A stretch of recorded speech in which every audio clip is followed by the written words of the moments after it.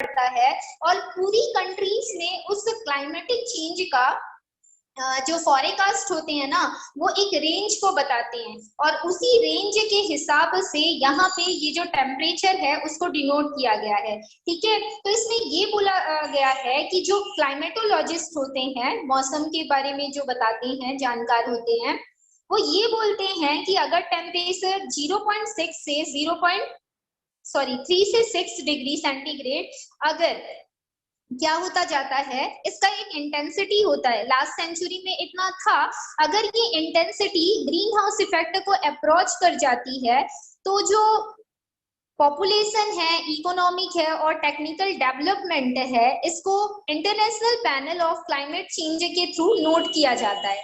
ठीक है, मतलब पहले का टेम्परेचर इतने डिग्री सेंटीग्रेड पे था, जो नेचर का या फिर हमारे जो कंट्री का था ये मान के चलो, या जो क्लाइमेटोलॉजिस्ट ने निकाला था उसका टेम्परेचर उतना बड़ा था 0.3 से 0.6 डिग्री। लेकिन इसका जो इंटेंसिटी है ग्रीन हाउस इफेक्ट के ज्यादा अप्रोच करने की वजह से अब क्या हो जाएगा, बढ़ जाएगा। क्यों बढ़ेगा? क्योंकि जो पॉपुलेशन है, इकोनॉमिक है और टेक्निकल डेवलपमेंट है वो बढ़ता जा रहा है। क्योंकि पॉपुलेशन बढ़ेगा तो उनको अगर इकोनॉमिक सुविधा आपको देनी है तो आपको क्या करना पड़ेगा, ऑब्वियस सी बात है, आपको टेक्निकल डेवलपमेंट करने पड़ेंगे, इंडस्ट्रीज बनाने पड़ेंगे ताकि ज्यादा से ज्यादा लोगों को जो जॉब है वो प्रोवाइड हो सके, जिससे उनका इकोनॉमिक लेवल क्या हो जाएगा, सुधर जाएगा। ठीक है, तो इन सभी का जिम्मेदार किसको माना गया, इन्हीं तीनों ऑब्जेक्ट या फैक्टर को माना गया, that is a population, economic और टेक्निकल डेवलपमेंट, जिसको एस्टिमेट किया जाता है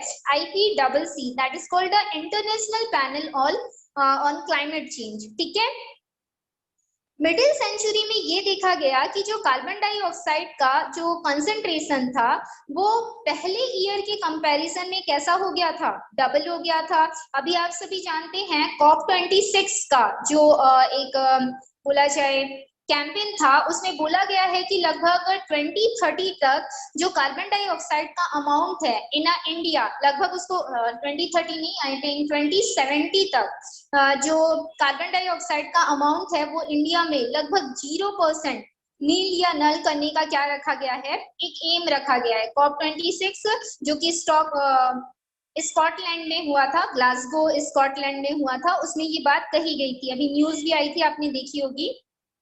ठीक है, तो कार्बन डाइऑक्साइड का जो रेंज था नेक्स्ट सेंचुरी में तो लगभग कम था, लेकिन अभी जो सेंचुरी आई उसमें ये काफी ज्यादा डबल हो गया, मतलब उससे 2 गुना ज्यादा हो गया। और इसकी वजह से ये समझा जा रहा है कि जितना रेंज पहले के क्लाइमेटोलॉजिस्ट ने निकाला था उसमें लगभग 2025 तक जो टेम्परेचर है वो 1 डिग्री सेल्सियस और ज्यादा बढ़ जाएगा और लगभग 2100 तक वो कितना हो जाएगा, लगभग 2 डिग्री सेल्सियस बढ़ जाएगा, मतलब उसका 2 गुना वो बढ़ जाएगा। एक क्लाइमेटोलॉजिस्ट के हिसाब से ये रेंज बताया गया है। इसका मतलब ये नहीं है कि होल टेम्परेचर 0 पे था और उसके बाद 1 डिग्री सेल्सियस था, ऐसा नहीं। पहले उसमें जितना भी कार्बन डाइऑक्साइड का इवोल्यूशन हो रहा था उसमें 1 डिग्री सेल्सियस का टेम्परेचर और बढ़ जाएगा। ठीक है, मतलब टेम्परेचर और ज्यादा बढ़ेगा और टेम्परेचर और ज्यादा बढ़ने की वजह से जो ग्रीन हाउस इफेक्ट है वो बढ़ेगा। और अगर ग्रीन हाउस इफेक्ट का रेंज बढ़ रहा है मतलब ग्लोबल वार्मिंग की तरफ हम आगे आगे क्या होते जा रहे हैं, बढ़ते जा रहे हैं। ठीक है, तो ये जो रेंज है कंटिन्यूसली देखा जा रहा है कि वो इंक्रीज होता जा रहा है। अगर ये रेंज हमारे अर्थ पे कंटिन्यूसली इंक्रीज होता जाएगा तो ह्यूमन हेल्थ पे इसका क्या पड़ेगा, टॉक्सिक इफेक्ट पड़ेगा, जो हमारा एनवायरनमेंट है उस पे इसका एडवर्स इफेक्ट पड़ेगा और इससे एनवायरनमेंट में कुछ इमीडिएट प्रॉब्लम जनरेट हो सकती हैं। वो इमीडिएट प्रॉब्लम हमारा ड्रॉट हो सकता है, स्टॉर्म हो सकता है, फ्लड हो सकता है, एनवायरमेंटल डिप्लीशन हो सकते हैं। देखिए ड्रॉट और स्टॉर्म तो समझ आता है, अब ड्रॉट है और देन फ्लड है, फ्लड मतलब बाढ़ आना, ड्रॉट आपका सूखा हो गया, तो दोनों एक साथ कैसे हो सकते हैं। तो देखो in India different type of state है, हर एक स्टेट पे जो वेदर है वो सेम नहीं होता, वो कैसा होता है, डिफरेंट होता है। तो अगर कोई एरिया ऐसा है जो सन के काफी नियरेस्ट है तो वहां पे ड्रॉट जैसा प्रॉब्लम होता है, लाइक राजस्थान का एरिया। तो राजस्थान के एरिया में अगर टेम्परेचर बढ़ेगा तो होगा क्या, उसमें ड्रॉट आएगा। लेकिन अगर जम्मू कश्मीर एरिया की बात की जाए जो कि नाउ अडे एक यूनियन टेरिटरी है, अगर वहां पर टेम्परेचर बढ़ेगा तो क्या होगा, हिमाचल प्रदेश के एरिया की बात की जाए, वहां पे भी बड़े बड़े ग्लेशियर्स होते हैं, तो जैसे जैसे वहां का टेम्परेचर बढ़ेगा तो क्या होगा, जो ग्लेशियर्स है वो मेल्ट होंगे, और जैसे ही वो मेल्ट होंगे जो हमारा आइस लेक है वो जनरेट हो जाएगा। आइस लेक जनरेट होने की वजह से क्या होगा, फ्लड जैसी प्रॉब्लम आ सकती है। ठीक है, तो इस वजह से इसमें दिया गया है कि drought, storm, flood, environmental depletion, ये सारे फेमाइन इफेक्ट्स क्या कर सकते हैं, हमारे नेचर पर एडवर्स इफेक्ट डाल सकते हैं। इसके अलावा जो बायोडाइवर्सिटी होती है, बायोडाइवर्सिटी मतलब डिफरेंट टाइप ऑफ जो प्लांट बॉडी और एनिमल बॉडी हमारे नेचर में सराउंड एरिया में प्रेजेंट होती है, इस पर भी एडवर्स इफेक्ट पड़ता है, क्योंकि सारे के सारे प्लांट हाई टेम्परेचर पे डेवलप करेंगे ऐसा नहीं होता। हर प्लांट का अपना एक क्लाइमेटिक कंडीशन होता है, एडेप्टेबल कंडीशन होता है, अगर वो कंडीशन उसको मिलेगा तभी वो ग्रो कर पाएगा, और वो कंडीशन उसको नहीं मिलेगा तो वो क्या हो जाएगा, डेड हो जाएगा। अब देखो, बहुत सारे प्लांट अभी भी प्रेजेंट हैं जिनमें बायोडाइवर्सिटी होती है, मतलब डिफरेंसेस होते हैं। कोई प्लांट जैसे जैसे टेम्परेचर बढ़ेगा उस एडेप्टेबल कंडीशन को अपने थ्रू, अपने अकॉर्डिंग उसको क्या करने की कोशिश करेगा, बैलेंस करने की कोशिश करेगा। लेकिन जो बैलेंस नहीं कर पाया वो तो क्या हो जाएगा, डेड हो जाएगा, और जिसने अपने आप को एडेप्ट कर लिया वो सरवाइव कर जाएगा। तो बायोडाइवर्सिटी में एक स्पीसीज क्या हो गई, खत्म हो गई ना, क्योंकि वो तो डेड हो गई। तो इसका मतलब है कि बायोडाइवर्सिटी भी प्रॉब्लम में आ जाती है जब नेचर का टेम्परेचर बढ़ता है या फिर ग्लोबल वार्मिंग की तरफ हम आगे बढ़ते हैं तो। ठीक है, ये कंट्री का प्रॉब्लम होता है जो ग्लोबल वार्मिंग आपको यहाँ पे देखने को मिल रहा है, वो चीज यहाँ पे बताई जा रही है। जो कॉप का बहुत सारा कॉन्फ्रेंस होता है ना, उसमें क्लाइमेटिक जो वेदर होते हैं, क्लाइमेट चेंजेस के बारे में उसमें बताया जाता है, उसको पढ़िएगा, उसमें बहुत अच्छी अच्छी बातें बताई जाती हैं। ठीक है, तो देखिए इसमें जनरली वही चीजें बताई गई हैं कि जो हिली आइस पैक होते हैं वो मेल्ट होते जाते हैं, हिमालय का जो ग्लेशियर होता है वो आइस लेक में कन्वर्ट होता जाता है ग्लोबल वार्मिंग की वजह से। यहाँ पे बहुत सारे जो फूड चेन है वो डिस्ट्रॉय हो जाते हैं, बहुत सारी लाइफ प्रॉब्लम में आ जाती है, इतने सारे एडवर्स इफेक्ट। और अंटार्कटिका का जो रॉ सी एरिया होता है वहां पर भी काफी ज्यादा इसका एडवर्स इफेक्ट पड़ता है। ग्रीन हाउस इफेक्ट और जो ग्लोबल वार्मिंग है डायरेक्टली एक दूसरे से ये रिलेटेड होते हैं, बिकॉज जो ग्रीन हाउस इफेक्ट होता है उसी का मेन रीजन हमारा क्या होता है, ग्लोबल वार्मिंग होता है, क्योंकि अगर ग्रीन हाउस इफेक्ट बढ़ेगा तभी ग्लोबल वार्मिंग होगी। तो वर्ल्ड लेवल पर ग्लोबल वार्मिंग को अप्रोच करने के लिए कुछ कॉन्फ्रेंसेस हुए थे, जिसमें 1992 पे एक कॉन्फ्रेंस ऑर्गेनाइज किया गया था रियो सिटी पे। ये ब्राजील का एक सिटी है जिसमें इस कॉन्फ्रेंस में लगभग 160 कंट्रीज ने क्या किया था, पार्टिसिपेट किया था, और वहां पर किसके बारे में डिस्कस किया था, वर्ल्ड क्लाइमेट चेंज की वजह से, मतलब एक कंट्री पे इन अ 12 मंथ या 1 ईयर पे कितने क्लाइमेटिक चेंजेस देखने को मिले, और उस क्लाइमेटिक चेंजेस की वजह से उसका पॉल्यूशन लेवल क्या किया जाता है, चेक किया जाता है। और पॉल्यूशन लेवल चेक करने के बाद बताया जाता है कि जो कार्बन डाइऑक्साइड है या कार्बन मोनोऑक्साइड है उसके एमिशन में वो जो कंट्री है वो कौन से पोजीशन पे है। जैसे स्टेट में होता है तो सबसे ज्यादा पॉल्यूटेड अगर बोला जाए तो अभी एयर पॉल्यूशन में दिल्ली का नाम आया था, जिसमें अल्टरनेट डेज पे वहां पे व्हीकल चलाने के लिए बोला गया था, आपने देखा। सेम एज ऐसे ही ये प्रोसेस भी होता है जिसमें हर एक कंट्रीज के बारे में पता किया जाता है कि वहां पे कितने पॉल्यूशन है, किस वजह से वो पॉल्यूशन हो रहा है, और उसका रेंज निकाल के हर कंट्रीज को एक रैंक प्रोवाइड किया जाता है, और फिर एम रखा जाता है कि इतने सालों में या इतने ईयर्स में वो क्या कर लेंगे, उस रेंज को कम कर लेंगे। ठीक है, और ये कंट्रोल किसके हाथों में होगा, जो गवर्नमेंट है उसके हाथों में होता है। In 1997 Kyoto conference was organised in Kyoto city of Japan. Kyoto protocol आपने सुना होगा, ये भी different type of poisonous gases के एमिशन को रेस्ट्रिक्ट करने के लिए ये कॉन्फ्रेंस किया जाता है, जो कि स्टार्ट हुआ था 1997 में क्योटो जापान से। इसके बाद 2002 में एक जोहान्सबर्ग में भी इन्वायरमेंट प्रोग्राम से रिलेटेड एक कॉन्फ्रेंस हुआ था, और इसी में भी ग्लोबल वार्मिंग के बारे में क्या किया गया था, डिस्कस किया गया था। ठीक है, तो ग्लोबल वार्मिंग काफी मेजर प्रॉब्लम होता है, इससे बहुत सारे जो प्रॉब्लम्स हैं वो नेचर में क्या हो सकते हैं, जनरेट हो सकते हैं। नेक्स्ट टॉपिक इसमें बताया जा रहा है पॉल्यूशन बाय इंडस्ट्रियल वेस्ट। हम सभी जानते हैं कि जो हमारा इन्वायरमेंट है इसमें सेवरल फील्ड्स के क्या है इंडस्ट्रीज हैं। स्पेशली अगर देखा जाए तो ये इंडस्ट्रीज रिलेटेड है, आयरन इंडस्ट्रीज हो गई, सीमेंट इंडस्ट्रीज, एल्यूमिनियम, सारे के सारे मेटलर्जी से रिलेटेड इंडस्ट्रीज हैं। थर्मल पावर हाउसेस जो होते हैं ये सारे उनकी चिमनीज के थ्रू जो भी हमारे पॉल्यूटेंट्स हैं वो एयर में आते हैं, उससे एयर पॉल्यूशन होता है। इनका जो वेस्ट होता है वो वाटर पॉल्यूशन जनरेट करता है। और इसके अलावा और भी वेरियस इंडस्ट्रीज होती हैं जो कि toxic type of gases release करती हैं जिससे नेचर पे हार्मफुल इफेक्ट पड़ता है। यहाँ पे नेक्स्ट टॉपिक बताया जा रहा है कि इस टॉक्सिक में और किसका किसका मेन रोल है। तो सबसे पहले कोल के बारे में बताया जा रहा है। ये एनर्जी का एक सोर्स जरूर होता है बहुत सारे इंडस्ट्रीज में, लेकिन इसका जो एस है कोल का आफ्टर कंबसन जो फ्लाई एश बच जाता है, ये एस एनवायरनमेंट को पॉल्यूट करता है।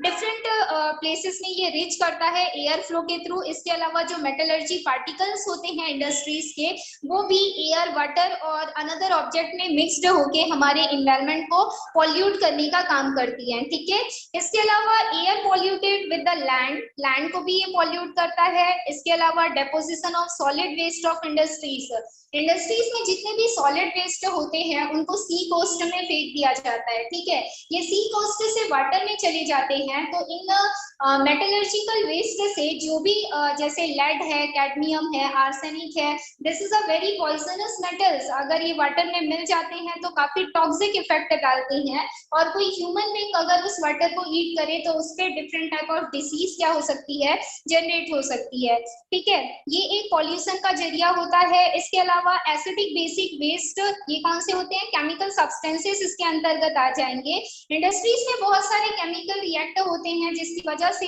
कोई भी दो केमिकल आसानी से आपस में क्या कर सकता है, रिएक्ट कर सकता है। ये नेचर में इनबैलेंसनेस जनरेट करेगा अगर नेचर में आएगा तो, जिसकी वजह से बायोडाइवर्सिटी में इफेक्ट पड़ेगा। ठीक है, इसके अलावा वेरियस टाइप ऑफ जो इंसेक्टिसाइड्स हैं, पेपर और पॉइजनस सब्सटेंसेस होते हैं, ये भी हमारे नेचर को डिस्ट्रॉय करने का काम करते हैं। क्योंकि इन पेपर इंडस्ट्रीज में ज्यादातर जो डाई है उसका यूज किया जाता है, जिसको हम मेटलर्जिकल इंडस्ट्रीज के फॉर्म पे भी इंडिकेट करते हैं। डाई जो कलर होता है ये डिफरेंट टाइप ऑफ केमिकल से बनता है। ये केमिकल्स क्या करते हैं, नेचर पे अगर आ जाए तो जो इंडस्ट्रीज है उनके पॉल्यूटेंट्स को हम रिवर पे ही फ्लोट करते हैं। आफ्टर ट्रीटमेंट अगर इसको फ्लोट किया जाए तो ये रिवर वाटर को पॉल्यूट नहीं करेंगे, लेकिन बिना ट्रीटमेंट के अगर इनको फ्लोट कर दिया जाता है तो ये रिवर पॉल्यूशन या वाटर पॉल्यूशन को क्या करते हैं, जनरेट करते हैं।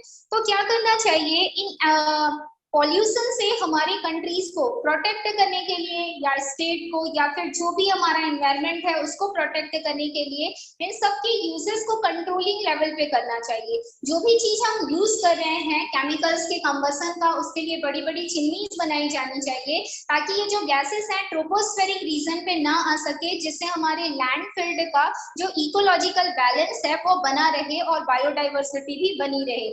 आप सभी जानते हैं कि बायोडाइवर्सिटी, फ्लोरा और फाउना जिसको बोला जाता है, ये काफी ज्यादा उन दोनों के लिए ही इम्पोर्टेंट होता है, प्लांट बॉडी और ह्यूमन बॉडी दोनों के लिए। नेक्स्ट है methods to dispose of the industrial waste. जो इंडस्ट्रियल वेस्ट हमारा आ रहा है, जो कि सॉलिड वेस्ट हो सकता है, लिक्विड वेस्ट हो सकता है और गैसियस वेस्ट हो सकता है, उस वेस्टेज से हम उसको कैसे क्या कर सकते हैं, डिस्पोज कर सकते हैं। उसके लिए कौन कौन से टेक्निक का यूज कर सकते हैं। तो इसमें सबसे पहले बताया गया है रिसाइकलिंग। रिसाइकलिंग मतलब जो मटेरियल मैंने पहले से यूज किया हुआ है उसी को किसी तरीके से मैं क्या करूं, उस एज अ रॉ मटेरियल उसको यूज करके किसी अनदर मटेरियल में क्या कर दूं, कन्वर्ट कर दूं, तो उसको रिसाइकल का प्रोसेस बोला जाता है। जनरली रिसाइकल का जो प्रोसेस होता है वो ग्लास से बने हुए किसी ऑब्जेक्ट का किया जा सकता है, मेटल से बने हुए किसी ऑब्जेक्ट का, कागज का किया जा सकता है। इसके अलावा जो न्यूज़पेपर्स होते हैं उनको हम यूज कर सकते हैं। ठीक है, और यहाँ पे फिर आयरन के पीसेस बोला गया है, जो कि मेटल मैंने आपको बता दिया। पेपर, न्यू पेपर बैग्स बोला जाता है, इसका भी किया जा सकता है। क्लोथ्स का भी रिसाइकल्ड का प्रोसेस किया जा सकता है, प्लास्टिक का रिसाइकल आप कर सकते हो।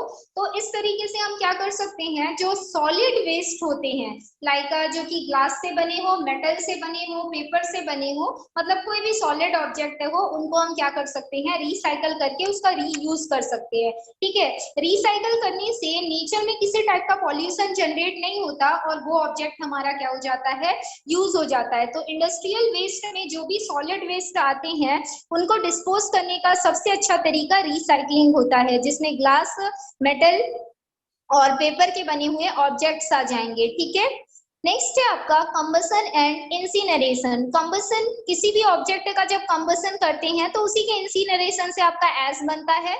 और ये इंसिनरेशन का मतलब आप कैसे ऑब्जेक्ट का कंबस्ट कर रहे हो, जैसे कि डोमेस्टिक वेस्ट हो गए, ड्राई लीव्स हो गए, बायोटिक कंपोनेंट्स हो गए, केमिकल वेस्ट हो गए, इन सभी का अगर हम कंबसन करते हैं तो इसको इंसिनरेशन का प्रोसेस बोला, इंसिनरेशन का प्रोसेस। और यहाँ से जो एश बचता है, ये एश क्या किया जाता है, लैंड में अगर यूज करोगे तो वो फर्टिलिटी पावर को क्या करता है, बढ़ा देता है, लेकिन केमिकल का नहीं, इस बात को याद रखिएगा, क्योंकि कोल का जो एश बचता है वो हमारे नेचर को पॉल्यूट कर देता है। नेक्स्ट है आपका ट्रीटमेंट ऑफ सीवेज। सीवेज का ट्रीटमेंट कैसे किया जाना चाहिए, तो जहां पे भी वो सीवेज आपका फ्लोट आउट हो रहा है, आफ्टर फिल्ट्रेशन उसको क्या करना चाहिए, फ्लोट करना चाहिए। सॉलिड वेस्ट जो बॉटम पे स्टोर हो जाते हैं किसी सीवेज के, तो उसको क्या करना चाहिए, किसी ऑब्जेक्ट की हेल्प से उसको आप पहले प्यूरिफाई कर लो, और प्यूरिफाई करने के बाद ही उसमें से किसी अनदर पॉइजनस या फिर जो हार्म करता है उस ऑब्जेक्ट को आप वहां से ट्रीट कर सकते हो। ठीक है, माइक्रोबायल ऑक्सीडेशन एक तरीका होता है जिसके थ्रू भी हम जो सीवेज है उसको ट्रीट करने के बाद उसको फ्लोट कर सकते हैं। इसके अलावा जो आपके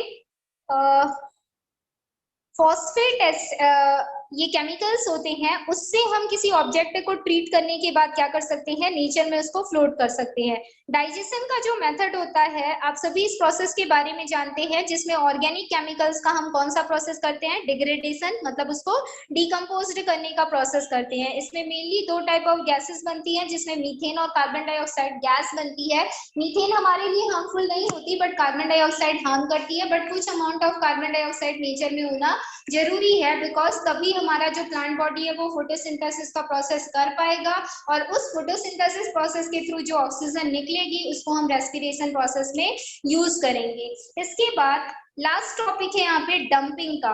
डंपिंग क्या किया जाता है, जितने भी हमारे इम्प्योर ऑब्जेक्ट होते हैं या वेस्ट मटेरियल होते हैं, उसको इनसाइड पोर्शन ऑफ अर्थ क्या किया जाता है, बरिड, या फिर उसको डंप आउट किया जाता है। और डंप आउट करने के बाद आफ्टर 2 to 3 मंथ वो जो डंप आउट वेस्ट मटेरियल होता है वो किस में कन्वर्ट हो जाता है, वो एक फर्टाइल ऑब्जेक्ट में कन्वर्ट हो जाता है, या कंपोस्ट या मैन्युअर बोला जाए उसमें कन्वर्ट हो जाता है, जिसको हम प्लांट बॉडी को ग्रोथ करने के लिए क्या कर सकते हैं, यूज कर सकते हैं। ठीक है, इसके बाद यहाँ पे ग्रीन केमिस्ट्री बोल के कुछ ऑब्जेक्ट्स बताए गए हैं, मतलब इसमें कैसे कैसे नेचर को हम प्रोटेक्ट करके रख सकते हैं, उसके लिए कौन कौन सी इन्वायरमेंटल पॉलिसीज हैं, इसके बारे में आप सभी पढ़ लीजिएगा। इसमें इको मार्क के बारे में बताया गया है, वेस्ट का मैनेजमेंट कैसे किया जा सकता है, रिसाइकल, रीयूज और रेड्यूस 3R के थ्रू किया जा सकता है, सीवेज ट्रीटमेंट के थ्रू किया जा सकता है, एरेशन के थ्रू, स्टरलाइजेशन के थ्रू किया जा सकता है, कंबसन, डाइजेशन, कैल्सिनेशन, डंपिंग, इन सारे प्रोसेस के थ्रू हम क्या कर सकते हैं, वेस्ट मैनेजमेंट को ट्रीट कर सकते हैं। इसके अलावा इन्वायरमेंटल प्रोजेक्ट बनाए जाने चाहिए, इको क्लब बनाए जाने चाहिए, इन्वायरमेंटल ऑडिट्स हर ईयर पे लेना चाहिए, तो इस बेस पे हम क्या कर सकते हैं, अपने नेचर को प्रोटेक्ट करके रख सकते हैं। इसके बाद यहाँ पर इन्वायरमेंट से रिलेटेड कुछ एक्ट बताए गए हैं, आप चाहें तो पढ़ सकते हैं, हमारे सब्जेक्ट के लिए नथिंग इम्पोर्टेंट। जितना भी आपका था मैंने सारे टॉपिक आपको बता दिए। इसमें सबसे इंपॉर्टेंट ओजोन लेयर डिप्लीशन आप पढ़ेंगे, एसिड रेन पढ़ेंगे, देन ग्लोबल वार्मिंग और ग्रीन हाउस इफेक्ट, और इससे पहले आपने देखा था किसके बारे में, बीओडी, सीओडी और DO, biological oxygen demand, chemical oxygen demand, और डीओ, डीओ किसको बोला जाता है, डिसॉल्व ऑक्सीजन। वाटर में किसी भी ऑक्सीजन का उतना अमाउंट जो कि वाटर में घुले हुए जो भी ऑर्गेनिजम्स होते हैं उनको सर्वाइव करने के लिए जितने ऑक्सीजन की जरूरत होती है, उतना ऑक्सीजन अगर पानी में है है तो उसको DO बोला जाता है, ठीक है। और जब इस DO का वैल्यू 8 मिलीग्राम पर लीटर से, 8 बोल रही हूँ, ठीक है, 8 मिलीग्राम पर लीटर से अगर क्या हो जाता है, कम हो जाता है, तो वो वाटर पॉल्यूटेड हो जाता है। और यही वैल्यू जब 4 मिलीग्राम पर लीटर हो जाती है, वाटर बहुत ज्यादा पॉल्यूटेड हो जाता है, ठीक है। BOD किसको बोला जाता है, तो BOD बायोलॉजिकल ऑक्सीजन डिमांड होता है। इसका मतलब है कि पानी में जो भी ऑर्गेनिक सब्सटेंस प्रेजेंट है, उस ऑर्गेनिक सब्सटेंस को डीकम्पोज्ड करने के लिए जितने अमाउंट ऑफ ऑक्सीजन की जरूरत होती है, उतना अमाउंट ऑफ ऑक्सीजन अगर पानी में है तो उसको बोला जाता है BOD, ठीक है। BOD और जो DO है वो इनवर्सली प्रोपोर्शनल होते हैं। मतलब अगर BOD बढ़ेगा तो DO का अमाउंट क्या होता जाएगा, कम होता जाएगा, तभी तो वाटर पॉल्यूटेड होगा ना। BO बढ़ा मतलब ऑर्गेनिक मैटर क्या होगा, डिकम्पोज हो गया, मतलब पानी क्या हो गया, पॉल्यूट हो गया। और पानी अगर पॉल्यूट हो गया मतलब DO कम हो गया, समझ गए, इनवर्सली रिलेटेड होता है। इसके बाद होता है chemical oxygen demand. Chemical oxygen demand ये क्या करता है, तो जो भी ऑर्गेनिक सब्सटेंस है उसको ऑक्सीडाइज्ड करने का ये काम करता है इन अ वाटर। और उस ऑर्गेनिक सब्सटेंस के ऑक्सीडेशन प्रोसेस के लिए जितने अमाउंट ऑफ बोला जाए ऑक्सीजन की जरूरत होती है, उसको केमिकल ऑक्सीजन डिमांड बोला जाता है। मतलब जो BOD है और COD है, दोनों ही वाटर के पॉल्यूशन लेवल को क्या करते हैं, डिनोट करने का काम करते हैं। इस बात को याद रखिएगा। तो DO, BOD और COD आपका इंपॉर्टेंट हो जाता है। और कोई टॉपिक इसमें इंपॉर्टेंट है तो आपने स्मोक के बारे में पढ़ा, फोग के बारे में पढ़ा, जिसको PAN पेरोक्सी एसिटिल नाइट्रेट बोला जाता है, ठीक है। ये सारी चीजें इंपॉर्टेंट है। और पॉल्यूशन तो आप सभी जानते हैं, उसको मैं नहीं बोलूंगी आपको। कंटामिनेंट और जो पॉल्यूटेंट्स है दोनों सेम ही आते हैं। और कितने टाइप का होता है जो पॉल्यूटेंट्स है, प्राइमरी कौन सा होता है, secondary, primary different type of gases है, उन्हीं गैसेस से मिलकर कोई नई गैसेस बन गई तो उसको क्या बोला जाएगा, सेकेंडरी बोला जाएगा। इसको दिमाग में रखिएगा। और दो टाइप का आपका जो पॉल्यूटेंट है होता है, एक बायोडिग्रेडेबल और एक नॉन बायोडिग्रेडेबल होता है, ठीक है। बाकी आपको यहाँ पे air pollution, water pollution, noise pollution, soil pollution, ये सब क्या होता है ये तो नहीं पूछा जाएगा। जो इंपॉर्टेंट टॉपिक्स थे मैंने आपको सभी बता दिए हैं। सभी में से किसी को भी किसी भी टॉपिक में डाउट हो तो पूछ लीजिएगा। पॉल्यूटेंट, कंटामिनेंट्स और फोग, स्मोग, BO और COD ये पढ़िएगा। इसके अलावा जो आपके पेस्टिसाइड, हर्बिसाइड और इंसेक्टिसाइड होते हैं ये भी एक्सप्लेन हो चुका है। और इसके बाद आपका ओजोन था, ओजोन के बाद स्मोग, देन ओजोन लेयर का डिप्लीशन, ग्रीन हाउस इफेक्ट और ग्लोबल वार्मिंग, इन सारी चीजों को पढ़ लीजिएगा। और लास्ट में इन्वायरमेंट से रिलेटेड कुछ यहाँ पे क्या बताया जा रहा है, पॉलिसीज बताई जा रही है। इन पॉलिसीज को देखना चाहें तो आप देख सकते हैं। चलिए, तो आज की क्लास हमारी यहाँ पे खत्म होती है। कल की क्लास में आगे के जो टॉपिक्स हैं उसके बारे में हम डिस्कस करेंगे, ठीक है। आई थिंक हम चैप्टर 12 के बारे में थोड़ा बहुत डिस्कस कर लेंगे। तो चलिए, आज की क्लास आपकी यहीं पे खत्म होती है। ओके।